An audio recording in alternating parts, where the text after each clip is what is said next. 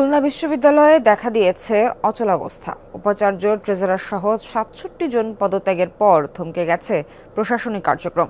তাই বিশ্ববিদ্যালয়ে খুললেও পুরোদমে চলছে না ক্লাস, পরীক্ষা। এতে দুশ্চিন্তায় পড়েছেন শিক্ষার্থীরাও। দ্রুত জটিলতা নিরসনের দাবি তাদের। শিয়া বাটার ও ভিটামিন ই সমৃদ্ধ lily glam beauty soap. Lily, always beautiful. Khulna বিশ্ববিদ্যালয় সরকার পতন আন্দোলনের পর আগস্টের 18 তারিখ থেকে খুলেছে ক্যাম্পাস। চলতি মাস থেকে পুরোদমে শিক্ষা কার্যক্রম শুরুর কথা, তবে বাস্তব চিত্র ভিন্ন। বিশ্ববিদ্যালয়ের শিক্ষক 518, কর্মকর্তা আছেন 330 জন। সরকার পতনের পর নানা কারণ দেখিয়ে একে একে পদত্যাগ করেছেন উপাচার্য, উপ উপাচার্য, ট্রেজারার, রেজিস্ট্রার সহ 66 জন।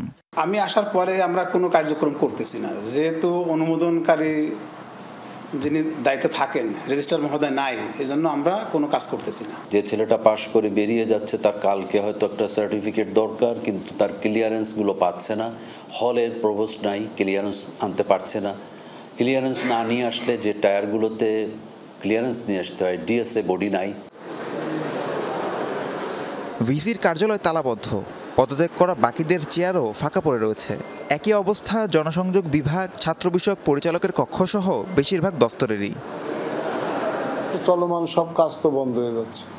আপনি যখন ঠিকাদাররা কাজ করতেছে, আপনি যদি বিল দিতে না পারেন তো সে লোক তো কাজ বন্ধ করে দিবে।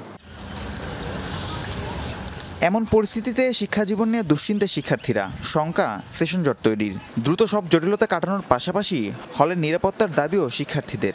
আমাদের যে শিক্ষাবর্ষ আছে আমরা সঠিক সময়ের মধ্যে শেষ করতে পারতেছি না। অলরেডি আমাদের করোনার জন্য একটা গ্যাপ গেছে। ক্যাম্পাসে যেহেতু এখন কোনো প্রশাসন নেই নিরাপত্তার জন্য, সো সেক্ষেত্রে যে কোনো ইনসিডেন্সই হতে পারে। আমরা যারা ফোর্থ ইয়ারের স্টুডেন্ট আছি এবং অন্যান্য যারা স্টুডেন্ট আছে তারা আসলে একটা সেশন জটের একটা ইয়েতে পড়তে পারে, সেটা নিয়ে সবাই চিন্তিত। আমাদের মাথার উপর থেকে অভিভাবক চলে গেছে, আমাদের পড়াশোনা এক প্রকার থমকে গেছে। আর এইভাবে যদি এই পরিবেশ চলতেই থাকে তাহলে আমাদের ভবিষ্যৎ সম্পূর্ণ অনিশ্চিত। খুলনা বিশ্ববিদ্যালয়ে বর্তমানে শিক্ষার্থী আছেন 8131 জন।